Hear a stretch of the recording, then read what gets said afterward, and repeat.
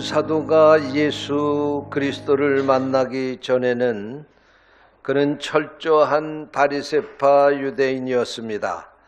그는 나면서부터 할례를 받았고 유대 전통과 히브리 율법에 아주 정통한 사람이었습니다. 그는 태어나면서부터 로마 시민권을 가지고 있었습니다. 뿐만 아니라 그 당대 최고의 석학이라고 일컬었던 가말리엘 선생의 문화생으로 지성인의 자격을 갖추었습니다. 대부분 지성인들에게는 행동이 없는데 그는 자기가 옳다고 생각하는 일에 목숨을 걸 줄 아는 지성인이었습니다.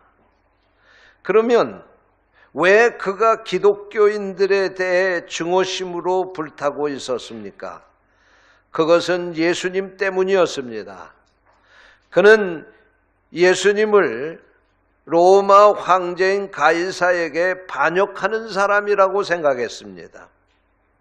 유대 민족을 선동해서 나라를 어지럽게 만드는 사람이라고 생각했습니다. 그래서 예수가 유대 민족에게 고소를 당하고 십자가에 달려 죽게 된 것인데, 기독교인들은 이 십자가에 힘없이 죽은 예수를 하나님의 아들이라고 선전하고 선택받은 유대 민족이 지금까지 기다렸던 메시아라고 주장을 하니까 이 주장을 유대의 지식인으로서는 도저히 받아들일 수 없는 모욕이었습니다.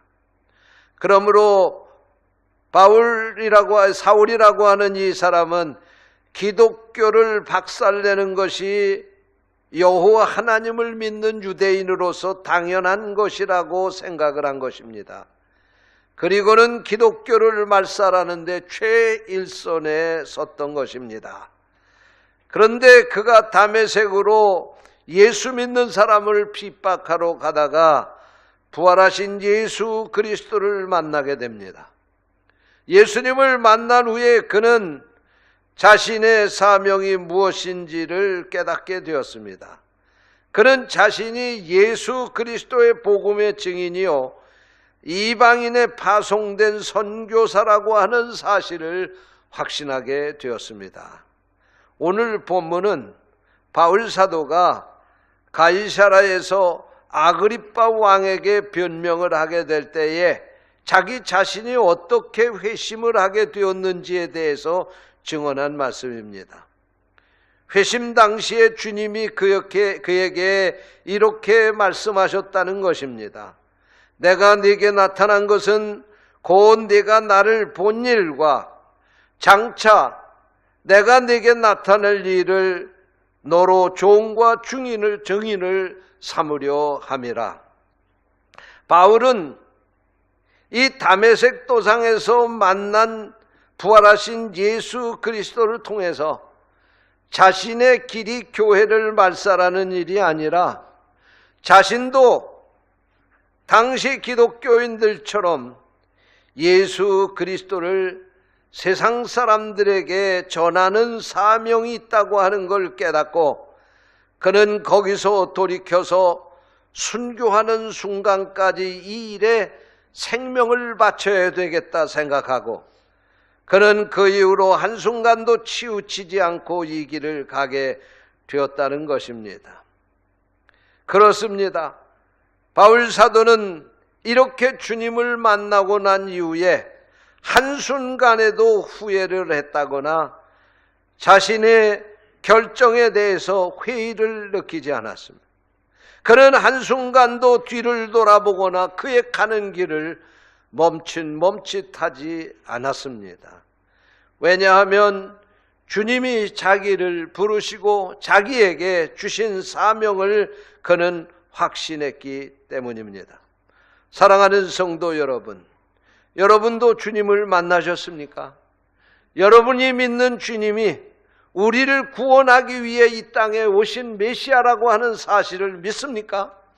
그렇다고 하면 오늘 이 바울 사도에게 주신 이 사명이 여러분에게도 있는 줄로 믿습니다. 저는 오늘 이 시간에 본문 말씀을 가지고 전도자로서의 자세, 이런 제목으로 말씀을 전하려고 합니다. 바울 사도가 일평생 전도자로 살면서 어떤 자세를 가지고 살았는지를 생각하면서 오늘 우리도 주님이 부르시는 그날까지 이런 자세로 살기를 원합니다. 첫째로 바울 사도는 절박한 자세로 살았습니다. 바울 사도가 주님을 찾은 것이 아니라 주님이 바울에게 찾아오셨습니다.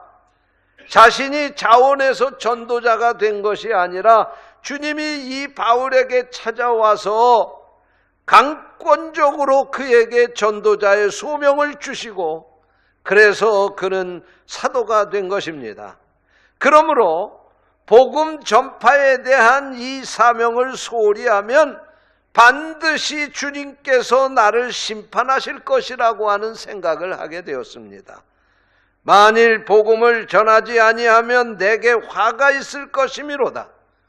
고린도 전서 9장 16절의 말씀대로 바울 사도는 날마다 이 사명에 게을리하고는 주님 앞에 반드시 심판이 있다고 하는 생각을 가지고 충성한 줄로 믿습니다.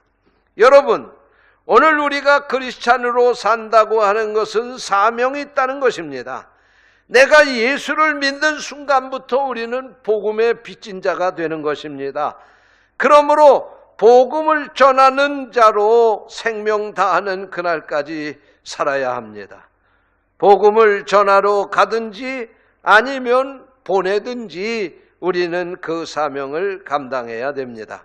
믿는 자가 복음을 전한다고 하는 것은 선택이 아니라 필수입니다. 만일 복음을 전하지 아니하면 내게 화가 있을 것이미로다. 이 절박한 자세가 바울 사도뿐만 아니라 오늘 여러분에게도 있으시기를 축원합니다. 둘째로 바울 사도는 순교를 각오하며 살았습니다. 고린도 전서 15장 31절에서 그는 고백하기를 나는 날마다 죽노라 이렇게 고백했습니다. 그가 무엇 때문에 죽었습니까? 그가 먹고 살기 위해서, 성공하고 출세하기 위해서, 그가 어떤 큰 것을 얻기 위해서 세상 사람들과 같이 목숨 걸고 산 것입니까? 아니었습니다. 그는 복음을 전하기 위해서 날마다 죽었습니다. 그래서 성서 주석가인 렌스키는 이 고린도 전서 15장 31절을 해석하면서 죽음은 그가 매일 함께하는 반려자였다라고 해석을 했습니다. 마태복음 5장 13절 말씀에 보면 주님께서 우리에게 말씀하시기를 너희는 세상의 소금이라고 하셨습니다. 우리는 이 세상에서 소금의 사명을 가지고 살아야 된다는 말씀입니다. 그런데 여러분, 소금이 소금의 역할을 하려고 하면 자기 자신을 완전히 녹여서 없애야 합니다. 이 말씀이 무슨 말씀입니까? 성도가 사명을 감당하려면 죽어야 된다는 말씀입니다. 우리도 날마다 죽어야 주님이 주신 사명을 감당할 수 있다는 말씀입니다. 예수 그리스도를 위하여 죽어야 합니다.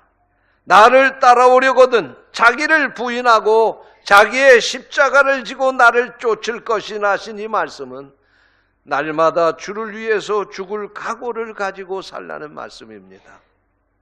교회를 위하여 자신을 죽여야 합니다. 날마다 나를 죽이지 않는 삶을 반복하지 아니하면 주님이 우리를 부르신 그 사명의 길을 갈 수가 없는 것입니다. 감리교회 최초의 선교사인 아펜셀라 선교사님은 1885년 4월 5일에 한국 땅에 인천으로 들어오셔서 그는 이 땅에서 17년 동안 복음을 전하다가 순교하셨습니다. 그의 전기를 보니까 결혼한 지 2달 만에 아내와 함께 이 한국 땅에 복음을 전하러 오셨습니다. 신혼의 단꿈을 줬고 그의 모든 젊음을 이 한국 땅에 바치기 위해서 복음을 들고 온 것입니다. 그는 이 한국 땅에 피를 섞인 형제 자매가 있었던 것이 아닙니다. 그는 이 한국에 무슨 어떠한 특별한 경험이나 또 자기와 어떠한 무슨 이해타산이 있는 그런 것 때문에 한국 땅에 들어온 것이 아닙니다. 주님이 주신 그 사명, 땅끝까지 복음을 전해야 된다고 하는 그 사명을 깨닫고 그는 이 한국 땅에 들어온 것입니다. 그래서 17년 동안 이 땅에서 복음을 전하다가 44세의 꽃다운 나이에 그는 그의 생명을 이 땅에 묻고 순교하셨습니다. 여러분, 오늘 우리도 이와 같은 자세로 땅끝까지 복음을 전하는 증인이 되어야 할 줄로 믿습니다. 셋째로, 바울 사도는 겸손한 자세로 평생을 주님 앞에 헌신하며 살았습니다. 바울 사도는 주 48년에 그의 첫 번째 편지인 갈라디아서를 쓰면서 그곳에서 자신을 사도 바울이라고 소개를 합니다. 그 후에 7년이 지나서 주 55년에 고린도 전서를 썼는데 거기서는 자기를 소개하기를 사도 중에 지극히 작은 자라고 그렇게 소개를 합니다. 사도 바울이 사도 중에 지극히 작은 자로 내려앉습니다. 그 후로부터 8년이 지난 후 63년에 에베소서를 썼는데 여기서는 그가 자기를 소개하기를 지극히 작은 자보다 더 작은 나에게, 지극히 작은 그것보다도 더 작은 자신이라고 그렇게 소개를 했습니다. 그런가 하면 그의 인생 말년에 디모데에게 마지막 편지를 쓰면서 디모데전서 1장 15절에서는 고백하기를 죄인 중에 내가 괴수라고 그렇게 자기를 지칭하는 것을 볼 수가 있습니다.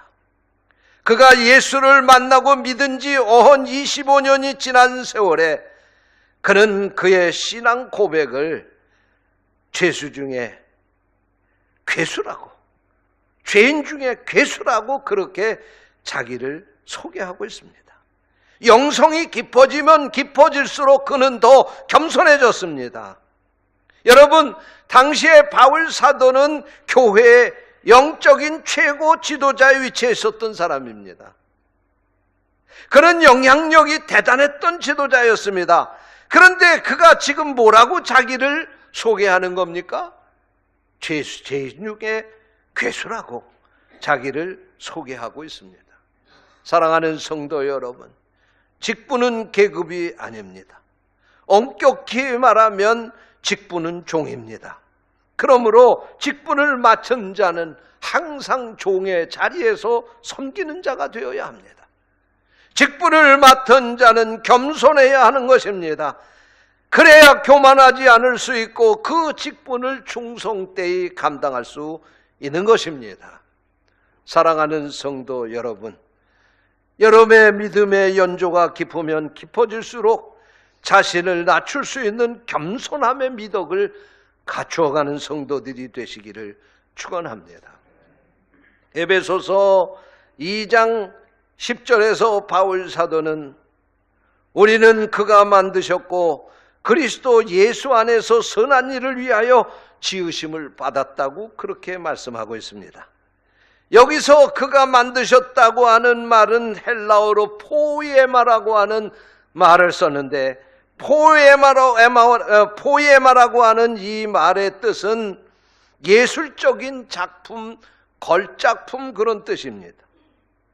우리 하나님은 우리를 만드셨는데 우리를 연습 삼아서 만들어 놓은 습작이 아니라 하나님의 손이 온 정성을 다해서 빚어낸 걸작품으로 우리를 만드셨다는 사실입니다. 사랑하는 성도 여러분, 왜 우리를 이렇게 걸작품으로 만드셨습니까? 세상 사람들처럼 썩어질 것을 추구하는 그런 인생을 살라고 만드셨습니까? 아닙니다. 하나님이 이렇게 우리를 만드신 것은 우리를 통해서 영광을 받으시기 위함입니다. 우리의 생애가 믿지 않는 사람들처럼 썩어질 것을 추구하는 목표를 향해서 살게 하시려고 우리를 만드신 것이 아니라 우리로 영원한 것, 값진 것을 추구하고 사는 고상한 인격을 가지고 살라고 우리를 걸작품으로 만드셨습니다. 사랑하는 성도 여러분, 여러분의 남은 생애는 하나님 앞에 이렇게 쓰임받을 수 있게 되시기를 축원합니다. 세상의 사람들처럼 분주하게 무엇을 먹을까, 무엇을 입을까, 무엇을 마실까 쫓아다니면서 살지 마시고 하나님의 영광을 위해서 하나님이 우리에게 주신 사명 앞에 여러분의 생명을 걸고 살아갈 수 있게 되시기를 축원합니다. 기도하겠습니다. 하나님 아버지, 감사합니다. 우리에게 귀한 말씀을 주시고 우리의 사명이 무엇인지를 다시 한번 깨닫게 하시니 감사합니다. 우리에게 바울 사도와 같이 내가 이 복음을 전하지 않으면 반드시 주님 앞에 심판을 받게 된다고 하는 절박한 마음이 있게 하여 주시옵소서. 내 생명을 바쳐서 주님의 복음을 땅끝까지 전하겠다고 하는 순교자의 각오를 가지고 살게 하여 주옵소서. 늘 주님의 부르심 앞에 겸손한 자세로 순종하며 살아가는 저희들이 되게 하여 주옵소서. 주님의 이름으로 간절히 기도하옵나이다. 아멘.